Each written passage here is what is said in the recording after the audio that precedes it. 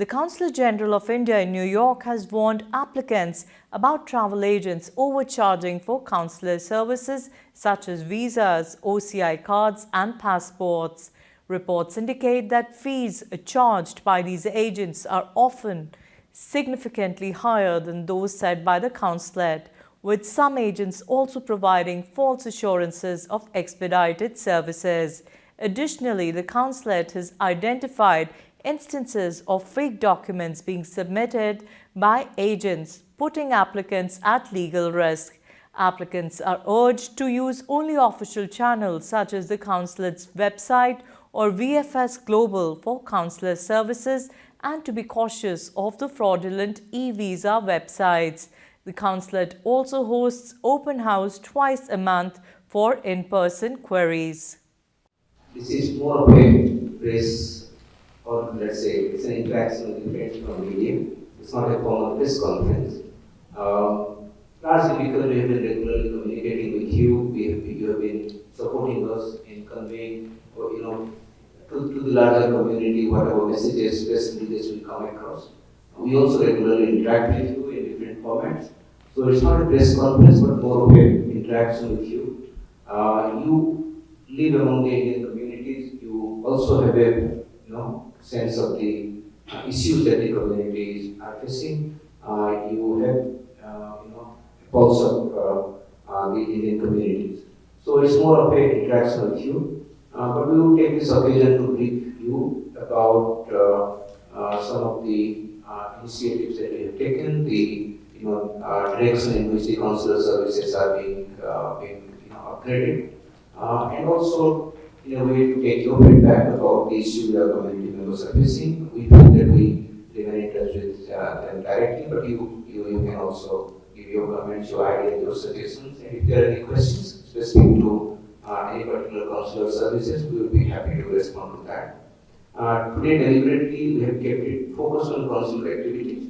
While the consulate jurisdiction and the work is not limited only to consular work, we are involved in other activities, whether it is commercial, political, cultural, other activities as well.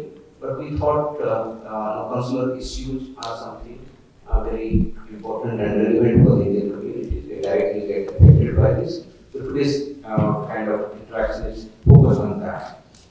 So I'll take a few minutes to brief about few issues. My colleagues, as you can see, the Deputy Consul General is here. Both the head of the passport division, Mr. Vijender, the head of the visa and OCI services, Ms. Pragya, they are here. Shruti, who is heading our press wings, is also here. So we are all here. We also have our colleague who is heading the economic wing and our administration, Mr. Kisani is also here. I thought I'll just give you a glimpse into the numbers that we are talking about. Just yesterday we put out on social media the consular services that were rendered by us in the month of July, and the numbers were around 8,000 in just 1 month. Looking at last couple of years, an average would come at about 100,000 applications and applicants that we deal with here in the consulate. And about 40% of our staff, they are deployed in the consulate, renewing visa, OCI, passport services. And especially after COVID, we noticed that a lot of people are now applying for OCI cards. But like CG mentioned, out of 1.5 million, only about 600,000 have OCI card, which is less than half. So that is one of our priorities to push it further. Going to the students issue, and this is something that is very important in our functioning, simply because now India forms of the Indian students, they make the largest cohort of international students coming to the US. 113,000 of them in our jurisdiction, and we'll have many more coming just this month and early next month as the new academic session here begins. So for students, what we do is we host meet and greet for new students who come in from India. We do it normally twice in a year, once in the spring session and the second time in the fall session. So we are planning to host one sometime in September. And through your means, we would invite students to join us. Normally, we would have distinguished speakers from various verticals, be it the commerce and finance side. We have some people coming from the academic side, There's a member of the community who also talk to the students. We also get some psychologists to talk to students and to guide them, counsel them on how they can manage their stress better. Especially because many of the students move out and they leave their families for the first time and they are in a foreign land. So that's about the meet and greet that we do. There was a mention of open house on the screen. So this is a relatively recent initiative of ours, where every second and fourth Friday of the month, the students can walk in without taking prior appointment. They can meet me. We have an education team here who is education executives with us who address whatever problems they have. So one is the category of students who are studying here, another is the category of students who study here and have been given scholarship by the government of India. So every So many other countries, they have like 20-hour work permission. Like they have 20-hour work permission for other country people to work there. As you know, our country is not a low budget thing, and most of the other people, like students who come here, or most of the people are from poor families, and there is more flow of the students right now, and there is no much of on-campus jobs as well, and we can't work off-campus. So is there a way that in the future that India and US can work on it and bring some like at least 20 hours like other countries for the people to work outside off-campus jobs?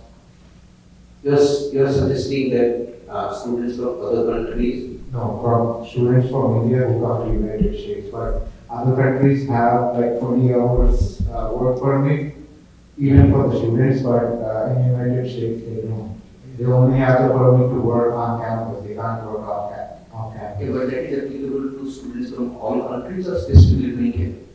I'm asking for Indian students because we don't have it. Some of the Japanese students, Chinese students, they have it in the United States. They can work 20 hours off campus. That is news to us. That Indian students get less hours compared to No, I'm others. not speaking about hours because of the flow of the students. We can't find on-campus jobs. Actually, you know, what he's telling is, in US, the Indian students are only allowed to work on campus. Right. Which is 20 hours. So outside the campus, they cannot work, and like with the huge volume of students coming in, on-campus jobs are very few.